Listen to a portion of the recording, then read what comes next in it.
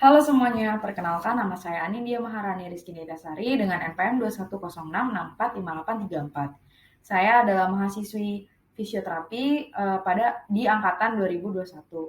Pada kesempatan kali ini saya akan menjelaskan tentang Initial Assessment, AVPU, bantuan hidup dasar, dan resusitasi jantung dan paru. Ini adalah tugas ujian tengah semester pada mata kuliah pertolongan pertama pada kecelakaan. Yang pertama, saya akan menjelaskan tentang initial assessment. Initial assessment adalah langkah-langkah untuk menilai kondisi yang mengancam nyawa penderita atau pada hal ini adalah korban dari kecelakaan biasanya. Initial assessment ini bersifat emergency dan memerlukan beberapa unsur-unsur penting. Yang pertama adalah alat pemeriksaan, penolong medis berupa tim, dan ambulans. Selanjutnya adalah syarat-syarat yang harus dilakukan sebelum melakukan initial assessment. Yang pertama, kita harus mengamankan diri kita sendiri. Kemudian kita harus memastikan lingkungan sekitar itu harus clear. Kemudian kita harus mengamankan diri dari pasien atau korban tersebut. Selanjutnya, ini adalah hal-hal yang harus diperhatikan atau diperiksa ketika initial assessment.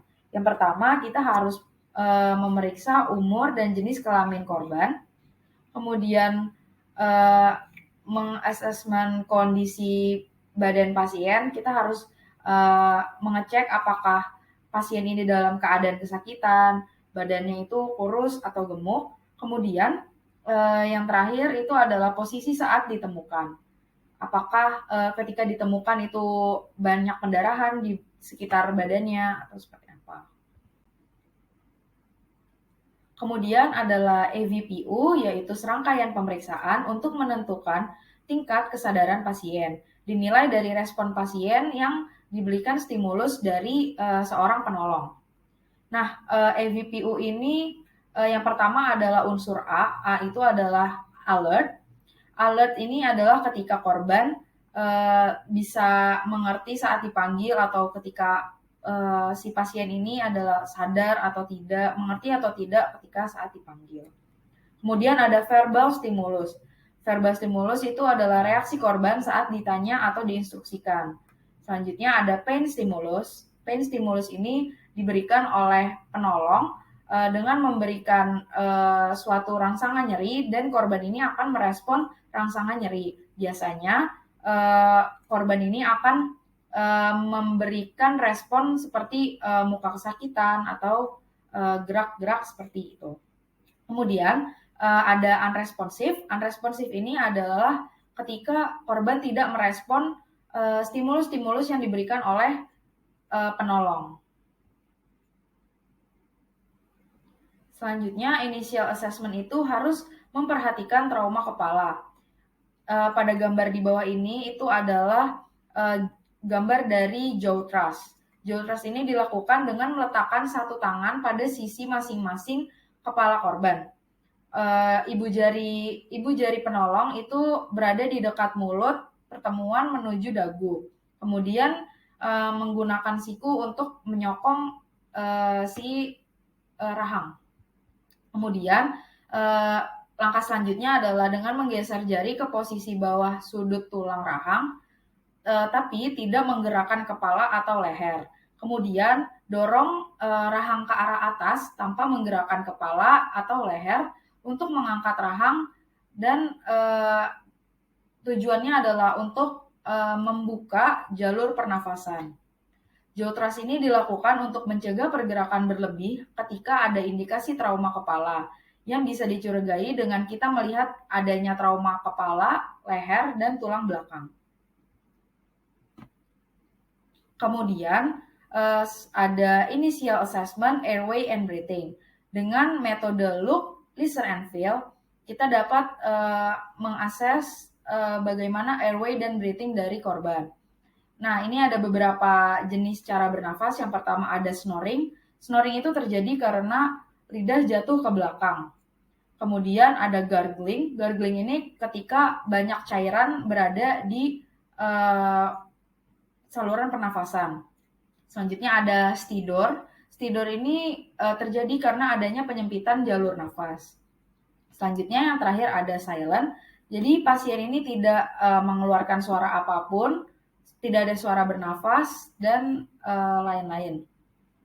Jadi ketika terjadi trauma pada kepala, otot rahang dan lidah itu dapat menutup saluran pernafasan. Biasanya jatuh ke bagian posterior dari faringeal, sehingga harus dilakukan jaw thrust.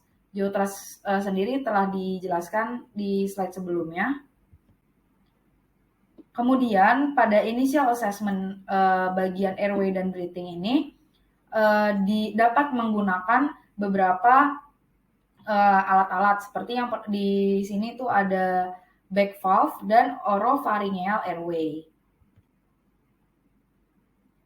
Selanjutnya ada initial assessment untuk pulse.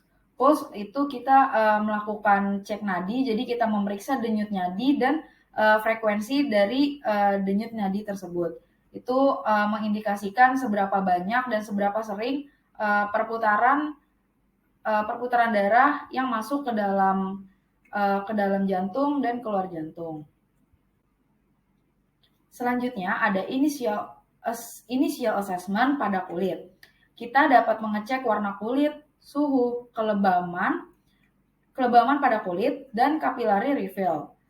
Kita harus memberhentikan pendarahan secara segera ketika kita melihat ada pendarahan di area kulit. Kita harus menutupnya, jadi lukanya itu tidak menjadi infeksi di kemudian hari. Kemudian ini ada Glasgow Coma Scale. Glasgow Coma Scale atau yang disingkat dengan GCS, ini adalah poin-poin dari reaksi atau respon yang diberikan oleh pasien. Nah, contohnya di sini itu ketika kita memberikan respon verbal, nanti misalnya pasien itu merespon, berarti nilainya adalah 5. Jadi semakin tinggi dari poinnya, berarti semakin baik kondisi pasien. Setelah kita melakukan initial assessment, kita perlu melaksanakan sampel. Sampel sendiri adalah kepanjangan dari symptom, allergies, medication, past medical history, last oral intake, dan even before tragedies. Symptoms itu adalah ada simptom-simptom yang terjadi pada tubuh si pasien. Selanjutnya, apakah ada alergi dari tubuh pasien? Apakah selanjutnya adalah medication? Apakah pasien ini sedang mengonsumsi obat-obat tertentu? Selanjutnya ada past medical history, itu apakah si pasien ini dulunya pernah atau memiliki riwayat penyakit jantung atau penyakit-penyakit lainnya. Selanjutnya adalah last oral intake, itu adalah apa yang dikonsumsi oleh pasien sebelum terjadi kecelakaan tersebut. Kemudian adalah event before tragedies, kejadian apa yang terjadi sebelum tragedi ini terjadi. Sampel ini kita dapat menanyakan kepada pasien ketika pasien itu sadar, ataupun kita dapat menanyakan anggota keluarga atau orang-orang sekitar yang sekiranya mengetahui tentang kondisi pasien. Selanjutnya saya akan menjelaskan tentang bantuan hidup dasar atau yang disingkat dengan BHD. BHD adalah usaha untuk mempertahankan kehidupan pada saat penderita mengalami keadaan yang mengancam jiwa. BHD ini dilakukan tanpa memakai obat, cairan intravena, ataupun kejutan listrik, atau biasanya disebut dengan AED. Selanjutnya adalah sudden cardiac arrest atau henti jantung. Henti jantung ini dapat diselamatkan ketika ventricle fibrilasi masih ada pada jantung. Tetapi resusitasinya biasanya gagal ketika ritme jantung telah berhenti.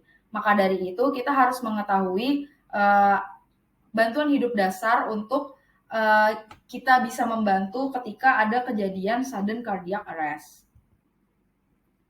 Bantuan hidup dasar itu memiliki rantai keselamatan. Yang pertama itu adalah akses dini. Jadi ketika kita menemukan pasien atau korban, kita harus segera memanggil tim bantuan medis darurat, atau biasanya kita itu menelpon ambulan.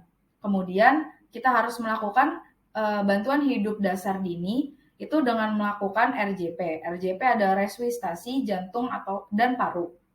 Selanjutnya kita melakukan kejut jantung. Kejut jantung ini dilakukan setelah kita melakukan RJP selama 3 sampai 5 menit. Kemudian kita melanjutkan BHD lanjut dini atau bantuan hidup lanjut dini itu ketika pasien tidak merespon stimulus yang kita berikan. Nah, untuk bantuan hidup dasar sendiri itu memiliki kepentingan yang pertama, jadi kita harus mementingkan yang pertama adalah sirkulasinya terlebih dahulu. Sirkulasinya ini misalnya ketika pasien belum bernafas dan belum ada tanda-tanda sirkulasi seperti batuk atau bernafas seperti normal, kita harus segera melakukan sirkulasi resusitasi jantung paru. Dimulai dengan mengecek kompresi arteri karotis selama 10 detik. Nah, kemudian jika ada nafas normal atau tanda-tanda sirkulasi lainnya, kita harus memeriksa apakah ada pendarahan di sekitar tubuh yang mengancam nyawa. Kemudian setelah kita mengecek sirkulasinya, kita mengecek dari bagian airways-nya. Untuk airways ini kita harus membuka jalur pernafasan seperti yang sudah dijelaskan tadi, itu ada jaw thrust, atau kita dapat menggunakan head tilt, chin lift. Selanjutnya itu adalah aspek dari breathing. Breathing ini kita memberikan 2 kali nafas buatan pada setiap 1 detik. Dan harus ketika kita memberikan nafas buatan itu, kita harus membuat dada korban ini mengembang. Untuk breathing ini juga ada salah satu peraturannya, yaitu jangan meniupkan nafas terlalu sering dan terlalu banyak. Metodenya itu yang dapat dilakukan pertama mouth to mouth atau mulut ke mulut, dan back valve mask dengan atau tanpa tambahan oksigen.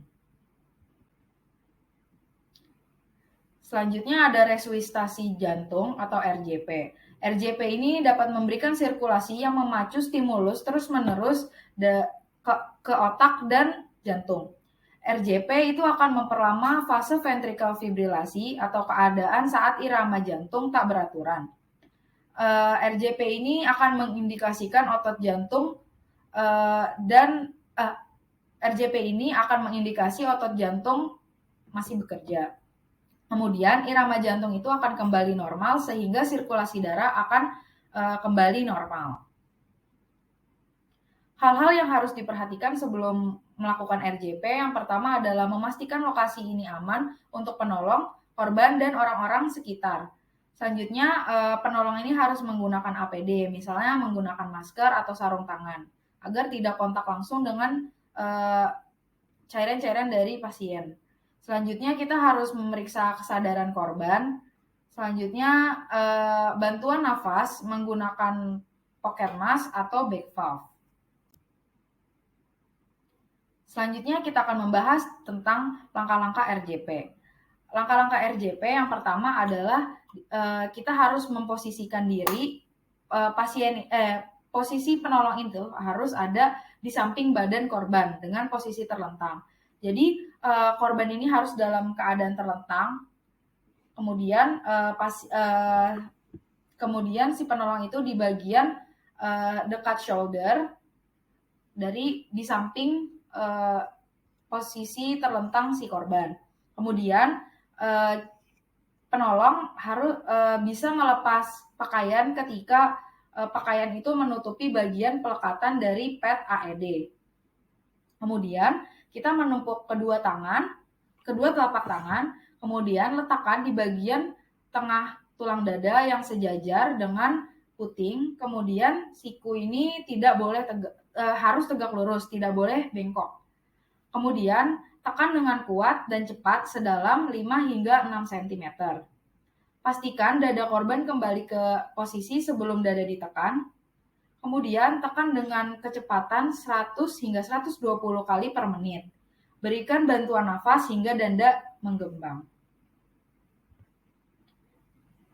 Selanjutnya, ketika kita telah melakukan CAB, itu kita dapat menggunakan AED. AED itu kepanjangan dari Automated External Defibrillasi. Ini digunakan untuk menganalisis irama jantung secara otomatis dan memberikan kejutan listrik untuk mengembalikan irama jantung. Alat ini berfungsi untuk menolong orang yang mengalami henti jantung. Namun, alat ini harus dilakukan setelah RJP diberikan. Untuk langkah-langkah penggunaan AED, yang pertama itu kita harus memastikan keadaan aman dan telah memanggil tenaga bantuan medis. Kemudian, lakukan RJP selagi menunggu AED tiba. Kemudian, kita menghidupkan defibrilator dan menempelkan pad defibrilator pada bagian tubuh pasien. Selanjutnya kita mengikuti arahan dari AED karena AED ini mengeluarkan suara. Nah, selanjutnya ini ada beberapa kondisi ketika terdapat indikasi shock, pastikan tidak ada yang menyentuh korban. Keadaan sekitar harus kering. Kemudian kita menekan tombol shock dan mengikuti arahan dari AED. Namun ketika tidak terdapat indikasi shock, kita melakukan RIP dengan perbandingan 30 tekanan dada dan 2 kali bantuan nafas. Kemudian lakukan instruksi AED hingga tim medis datang. Pasien bernafas secara normal dan penolong kelelahan. Selanjutnya ini adalah akan membahas tentang RJP pada remaja, anak-anak, dan bayi. Langkah RJP pada anak, remaja, anak-anak, dan bayi itu terdapat beberapa cara. Yang pertama itu kita harus memastikan lokasi ditemukan korban ini harus aman. Kemudian periksa reaksi nafas, denyut dalam 10 detik. Kemudian aktifkan sistem tanggap gawat darurat. Untuk remaja dan anak-anak, aktifkan sistem tanggap darurat, lalu lakukan RJP secepatnya dan gunakan AED jika tersedia. Untuk bayi, kita harus memberikan CPR atau RJP selama 2 menit terlebih dahulu, kemudian baru mengaktifkan sistem tanggap gawat darurat. Kemudian langkah selanjutnya adalah rasio kompresi ventilasi tanpa saluran udara lanjutan. Pada remaja, itu dapat ditolong oleh 1 atau 2 penolong. Kompresinya itu 30 dikali 2, kemudian untuk anak-anak dan bayi itu ketika penolongnya hanya ada 1 berarti 30 kali 2 kompresinya, sedangkan untuk 2 penolong itu 15 dikali 2 kompresinya.